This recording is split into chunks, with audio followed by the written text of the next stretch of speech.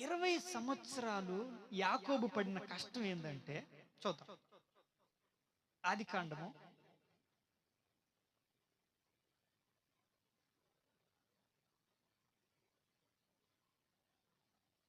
32వ అధ్యాయం.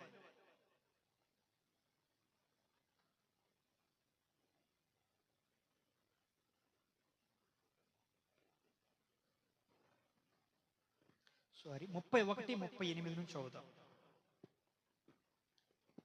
ఆది కాండము 31, 38 నుంచి చదువుదాం.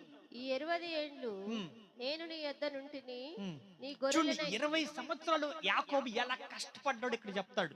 చదువు. నీ గొర్రెలనైనను ఆ. మేకలనైనను ఆ. ఈచుకొని పోలేదు, నీ మంద పొట్టేళ్లను నేను తినలేదు, దుష్టమృగముల చేత చేల్చబడిన దానిని నీ యొద్దకు తేక ఆ నష్టం నేనే భరించుకున్నాను. పగటి యందు దొంగిలింపబడిన దానినేమి, పగటి వేళ ఎవరైనా దొంగిలించినా సరే, రాత్రి యందు దొంగిలింపబడిన దానినేమి నా యొద్ద పుచ్చుకొంటిని.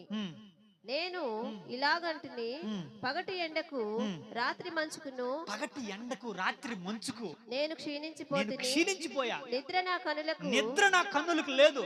దూరమాయను. ఆ. ఇది వరకు ఆ. నీ ఇంటిలో 20 ఏండ్లు ఉంటిని. ఆ. నీ ఇద్దరి కుమార్తెల నిమిత్తము 14 ఏండ్లను, నీ మందల నిమిత్తము 6 ఏండ్లను నీకు కొలువు చేసి తిని, అయినను నీవు నా జీతము 10 మార్లు మార్చితివి. చాలు. హల్లెలూయా. చూడు, ఇక్కడ యాకోబు జీవితంలో ఏం జరుగుతుందంటే, దేవుడు ఏం చెప్పాడు యాకోబుకి? నేను నిన్ను ఆశీర్వదిస్తాను. దేవుడు ఆ మాట యాకోబుకి చెప్పేటప్పుడు యాకోబు ఆస్తి ఎంత? యాకోబు ఆస్తి ఎంత? ఒక కర్రపుల్ల. ఒక కర్రతో మాత్రం వెళ్ళాడు. కట్టుబట్టలు, ఓకే, ఒక కర్ర. దేవుడు యాకోబుతో మాట్లాడే టైం, యాకోబు యొక్క ప్రాపర్టీ ఎంత? ఏం లేదు. ఒంటి మీద ఉన్న బట్టలు, ఒక కర్ర. హల్లెలూయా. ఇప్పుడు మీరు అందరూ ఇప్పుడు కట్టిక పేదరికలో ఉండొచ్చు. నువ్వు ఇప్పుడు దేవుడు నీతో వచ్చి అట్లాగే దేవుడు నిన్ను ఆశీర్వదిస్తాను అన్నాడు అనుకో, నమ్ముతావా? ఏంది ప్రభువా జోక్ చేస్తాడా? జోకులు చేస్తాడు. ఏది ప్రభువా, నా పరిస్థితి ఏంటి? తినడానికే సరైన తిండి లేకపోతే, నేను పని చేసుకుంటే కానీ నేను నా కుటుంబం గడవదైతే, నువ్వేంది నేను వచ్చి నేను గొప్పగా ఆశీర్దిస్తానంటావు? మనం ఎలా రియాక్ట్ అవుతాము? నమ్మం. ఎందుకు నమ్మము? మనము మన బలాన్ని చూసుకుంటాం తప్ప దేవుని వైపు చూడం. మనం మన సామర్థ్యాన్ని చూస్తాం తప్ప దేవుని సామర్థ్యం చూడం. హల్లెలూయా. దేవుడు యాకోబుతో ఆ మాట ఒకసారి దాన్ని కూడా చదువుదాం. 28,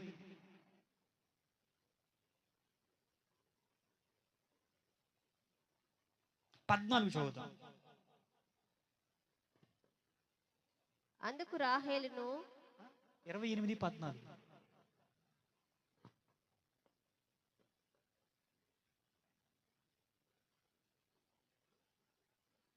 త్వరగా 28, 14. నీ సంతానము భూమి మీద లెక్కకు ఇసుక రేణువుల వలె అగును. నీవు పడమటి తట్టును, తూర్పు తట్టును, ఉత్తరపు తట్టును, దక్షిణపు తట్టును వ్యాపించెదవు. భూమి యొక్క వంశములన్నీ నీ మూలముగాను నీ సంతానము మూలముగాను ఆశీర్వదింపబడును. ఆగండి. యాకోబు ఎందుకు వెళ్తున్నాడు? పారిపోతున్నాడు. ప్రాణాన్ని చేతిలో పెట్టుకొని ఏశావు చంపుతాడేమోనని భయముతోటి పారిపోతున్న వ్యక్తికి దేవుడు ఏం చెప్తున్నాడు? నువ్వు తూర్పుకి, పడమర, దక్షిణం, ఉత్తరం 4 వైపులకు నువ్వు వ్యాపిస్తావు. ఏదేదో చెప్తున్నాడు దేవుడు. ఎవరికి? యాకోబుకి. ప్రభువా, నేను వెళ్తున్నది దేనికి? నువ్వేదో చెబుతున్నావు. ఆయన వెళ్తున్నది దేనికి? ప్రాణాలు భయపడి బయటికి వెళ్ళి బ్రతకడానికి వెళ్తున్నాడు. దేవుడు ఏం చెప్తున్నాడు? నువ్వు తూర్పు, పడమర, దక్షిణ, ఉత్తరం వ్యాపిస్తావు. ఉమ్మా, ఏంది ప్రభువా నువ్వు చెప్పేది? నేను జీవించే జీవితం, నేను పారిపోయే పరిస్థితి, నువ్వు చెప్పేది నాకేం అర్థం కావట్లా. హల్లెలూయా. ఆ మాట దేవుడు చెప్పినప్పుడు యాకోబు ఏం చేశాడు? నమ్మాడు. హల్లెలూయా. ఎప్పుడు మనల్ని మనం చూసుకోకూడదు, మన దేవుణ్ణి చూడాలి. ఆయనకి అసాధ్యమైనది ఏది లేదు.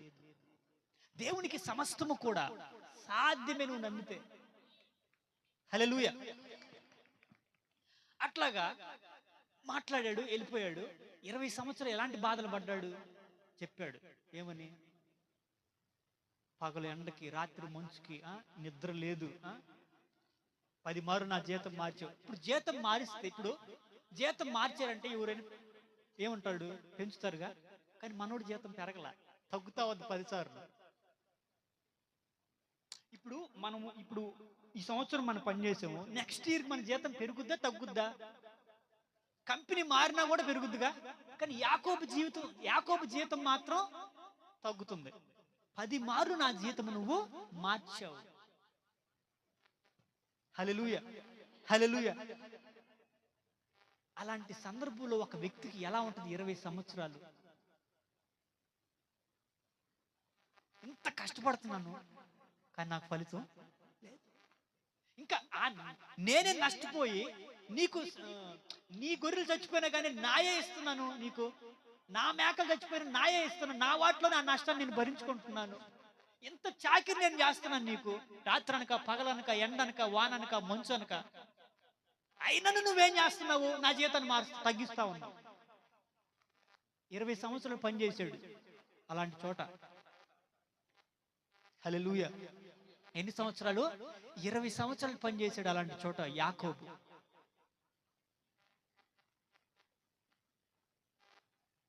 తర్వాత దేవుడు యాకోబు చూడండి, ఇప్పుడు యాకోబు ఆశీర్వదించబడడం అనేది ఎక్కడ ఉంది? ఎవరు చెప్పారు? దేవుడు చెప్పాడు. ఇప్పుడు దేవుడి దగ్గర యాకోబు ఏంటి? పరలోకంలో గొప్ప ఆశీర్వాదం. అసలు నీ గర్భంలో నుంచి 12 గోత్రాలు వస్తాయి.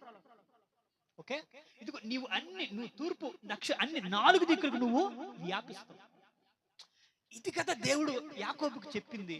మరి భూమి మీద ఎలా జరుగుతుంది? యాకోబుకి రివర్స్ లో జరుగుతుంది. ఎలా జరుగుతుంది? రివర్స్. కొన్నిసార్లు మన జీవితంలో కూడా దేవుడేమో మనతో, నేనున్నా, నీకు తోడుగా ఉన్నా, నిన్ను ఆశీర్వదిస్తా, నిన్ను ఇవన్నీ మనకు చెప్తుంటాడు. కానీ మన జీవితం ఏమో రివర్స్ లో వెళ్తుంటది. అసలు దేవుడు చెప్పేదానికి మన లైఫ్ వెళ్తున్న దానికి సంబంధమే ఉండదు.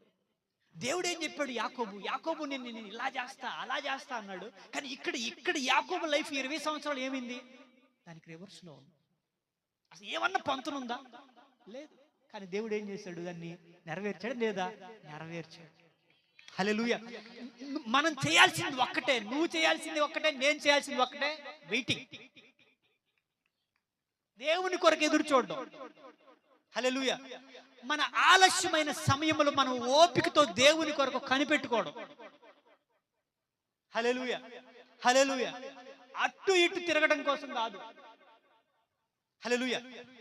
ఇప్పుడు యాకోబుకి ఆ బ్లెస్సింగ్ ఎలా వచ్చింది? యాకోబుకి ఒక అలవాటు చేసుకున్నాడు యాకోబు. అంటే ఇప్పుడు యాకోబు బ్లెస్సింగ్స్ అన్ని ఏమై ఉన్నాయి? లాక్ అయిపోయి ఉన్నాయి. హల్లెలూయా. దేవుడేమో బ్లెస్సింగ్ యాకోబు కొరకు ఏం ఉంచాడో దేవుడు చెప్పేశాడు. కానీ ఇప్పుడు ఈ జీవితంలోకి రావట్లవి తెచ్చుకోవాలి. ఇప్పుడు యాకోబు తెచ్చుకోవాలంటే లాక్ చేయబడి ఉంది. ఆ బ్లెస్సింగ్ అన్ని లాక్ అయిపోయి ఉన్నాయి. ఎంత కష్టపడినా లాక్ రావట్లా. ఇప్పుడు ఆ లాక్ ని అన్లాక్ ఎలా చేశాడు? ప్రార్థన. హల్లెలూయా. దీని ద్వారా ప్రార్థన. అందరిని పంపించేశాడు, ఒక్కడే నిలబడిపోయాడు, పోరాడుతున్నాడు దేవునితో. హల్లెలూయా. ఏం చేస్తున్నాడు? ఆ అనుభవాన్ని యాకోబు సంపాదించుకున్నాడు. అప్పుడు లాక్ అయిపోయిన బ్లెస్సింగ్స్ అన్ని, తనకి రావాల్సిన ప్రమోషన్స్, తనని మోసం చేసిన రావాల్సిన ప్రతిఫలము, తన కష్టపడిన దానికి ప్రతిఫలం మొత్తం ఏమైపోయింది? లాక్ అయిపోయింది. ఎప్పుడైతే యాకోబు దేవునితో ప్రార్థనలోకి వెళ్ళడం స్టార్ట్ చేశాడో, హల్లెలూయా, ఎప్పుడైతే యాకోబు దేవునితో పోరాడడం అనేది, ఆ ప్రార్థనలో ఆ పెనుగులాడడం అనేది ప్రారంభించాడో అన్లాక్ అయిపోయింది. దూత వచ్చి అన్లాక్ చేసేసాడు. హల్లెలూయా. అప్పటిదాకా నువ్వు ఎంత కష్టం పడు లాక్. ఎందుకు? ప్రార్థన అనుభవం లేదు, దేవునితో సహవాసం లేదు, దేవునితో ఇంటిమసీ లేదు. కాబట్టి ఏమైంది? లాక్ అయిపోయింది. కానీ ఎప్పుడైతే దేవునితో ఇంటిమసీని యాకోబు ఏర్పాటు చేసుకున్నాడు, ఎప్పుడైతే దేవునితో యాకోబు ప్రార్థనలో కూర్చోవడం స్టార్ట్ చేశాడో, అంటే దేవునితో ఏం చేస్తున్నాడు? సహవాసం, డీప్, లోతైన అనుభవంలోకి దేవునితో యాకోబు వెళ్ళి ప్రార్థన చేశాడు. ఎప్పుడైతే యాకోబు ప్రార్థన చేశాడో ఆ లాక్ ఏమైపోయింది? అన్లాక్. హల్లెలూయా. అంటే మూయబడిపోయిన తాళపు చెవిని ఏం చేశాడు? దేవుడు తెరిచాడు. దేనివల్ల? Is the prayer warrior. ప్రార్థన శక్తి. ప్రార్థన శక్తి నీ జీవితంలో ఏది లాక్ అయిపోయిందో దాన్ని అన్లాక్ చేయగలదు. నువ్వు ఎటువంటి పరిస్థితులు, నువ్వు ఎంత కట్టిక పేదరికలో ఉన్నా సరే, నీ ప్రార్థన నిన్ను ఐశ్వర్యవంతునిగా చేస్తుంది. ఎందుకంటే నీ భూమి మీద నువ్వు దరిద్రం ఉన్నావంటే పరలోకంలో దేవుడు నీ కొడుకు ఆశీర్వాదాన్ని పెట్టున్నాడు. నువ్వు దేవునితో సంబంధాన్ని పెంచుకొని ప్రార్థన చేయగలిగితే నీకు రావలసినవన్నీ, మనం ఏమనుకుంటాం? వాడు రాకుండా ఆపేశాడు, ఈడు రాకుండా ఆపేశాడు, వాళ్ళు పార్టీ వాళ్ళు రాకుండా ఆపేశారు, ఈ పార్టీ. ఇది కాదు. నువ్వు ప్రార్థన చేయి. నీకు విరోధమైన రూపింపడి ఏ ఆయుధము వర్ధిల్లదు. భూలోక ప్రభుత్వాలు కూడా పరిపాలిస్తుంది నా దేవుడు. హల్లెలూయా. దేవుడు ఈ భూలోకంలో ఉన్న, ప్రపంచంలో ఉన్న ప్రభుత్వాలన్నింటినీ ఆయన రూల్ చేస్తున్నాడు. నిన్నెవరు ఆపేది? మనం చెప్పే సాడీలు ఇదే కదా. ఉదయం లేచి కాంచి రెత్తి కొనుక్కునే దాకా వాళ్ళు రాకుండా చేశారు, వీళ్ళు రాకుండా చేశారు, అది ఇది ఇది ఎన్ని చెప్తాం. హల్లెలూయా. అది కాదు కావాల్సింది మనకి. హల్లెలూయా. నువ్వు వెళ్ళి దేవుని దగ్గర కూర్చో, గిరకలు తిరుగుతూ వస్తుంది. హల్లెలూయా. ఎలా వస్తుంది? ఎలా రావాలో అలా వస్తుంది. చూడండి, ఇప్పుడు శారాన్ని తీసుకెళ్ళిపోయాడు ఎవరు? ఐగుప్తు రాజు. మరి శారాన్ని ఎవరు తెచ్చిచ్చారు? ఆయనే తెచ్చిచ్చాడు. ఎవరు? రాజు. ఎందుకు? ఎవరు పవర్ఫుల్? నువ్వు పవర్ఫుల్. హల్లెలూయా. హల్లెలూయా. ఎవరు పవర్ఫుల్? నువ్వు ప్రార్థించేవాడవైతే నువ్వే పవర్ఫుల్. రాజు కంటే కూడా నువ్వే పవర్ఫుల్. అధికారుల కంటే కూడా నువ్వు పవర్ఫుల్. హల్లెలూయా. హల్లెలూయా. అది నేర్చుకోవాలి మనం. చూడండి, ఇప్పుడు యాకోబు బయలుదేరి వస్తుంటాడా తప్పించుకొని, లాభాన్ని వెంటబడతాడు. కానీ దేవుడు కల్లో చెప్తాడు, వాడిని టచ్ చేసి ఉంటే నీకు మూడింది అంటాడు. స్టాప్. హల్లెలూయా. నిన్ను ముట్టువాడు నా కనుగుడ్డును ముట్టినట్టు. దేనికి భయపడతావు నువ్వు? దేవునికి భయపడు చాలు. ఇంక దేనికి భయపడాల్సిన అవసరం లేదు. నువ్వు భూమి మీద నువ్వు కానీ దేవునికి భయపడితే ఎవరికి భయపడాల్సిన అవసరమో లేదు. అందరూ నీకు భయపడతారు. అందరూ నీకు లోబడే విధంగా, నీకు భయపడే విధంగా దేవుడు చేస్తాడు. హల్లెలూయా.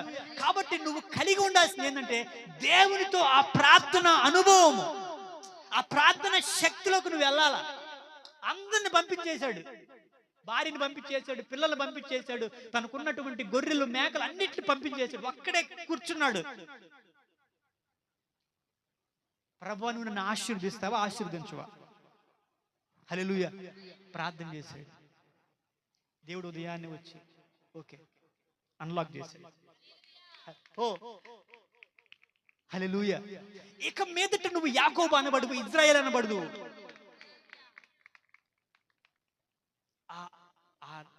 ఆ కృపను మనం కూడా కలిగి ఉండాలి. మన జీవితంలో కొన్ని ఎంత ప్రయత్నించినా రావట్లేదంటే ఈ ప్రార్థన ద్వారా అవి వస్తాయి. నువ్వు ప్రార్థన చేయగలిగితే నీ జీవితంలో ఆగిపోయిన కార్యాలు, జరగవలసిన కార్యాలు, మేలులు, అద్భుతాలు అన్లాక్ చేయబడతాయి. అవి ఇప్పుడు లాక్ లో ఉన్నాయి, కానీ అవి అన్లాక్ అవుతాయి. ఒక్కటే గుర్తుపెట్టుకు, దేవుడు మనతో ఏం మాట్లాడుతున్నాడో అదంతా మన కొరకు ఆయన సిద్ధపరచుకున్నాడు. అది తెచ్చుకోవలసిన బాధ్యత మంది. ఎందుకు? అది లాక్ వేయబడి ఉంది, దాన్ని అన్లాక్ చేయాలి నువ్వు. అందుకే హేతు ఏమన్నా, పరలోక తాళపు చెవులు నేను నీకు ఇస్తా ఏమన్నాడు? పరలోకం యొక్క తాళపు చెవులు నీకు ఇస్తా. నువ్వు ఎవరి జీవితాన్ని నువ్వు విప్పుతావో నేను విప్పేస్తా. నువ్వు ఎవరి జీవితంలో ఏది బంధించాలంటావో నేను అది పరలోకలు బంధించేస్తా. హల్లెలూయా. కాబట్టి నీ జీవితము నీ చేతిలోనే ఉంది. దేవునితో నువ్వు వెళ్ళే ఆ అనుభవాన్ని బట్టి నీ లైఫ్ అన్లాక్ చేయబడుతుంది. నీ జీవితంలో దేవుడు ఇవ్వాల్సిన ప్రతి ఆశీర్వాదము, దీవెన, మేలులు అన్నీ నీ ప్రార్థన ద్వారా నీ దగ్గరికి వస్తాయి.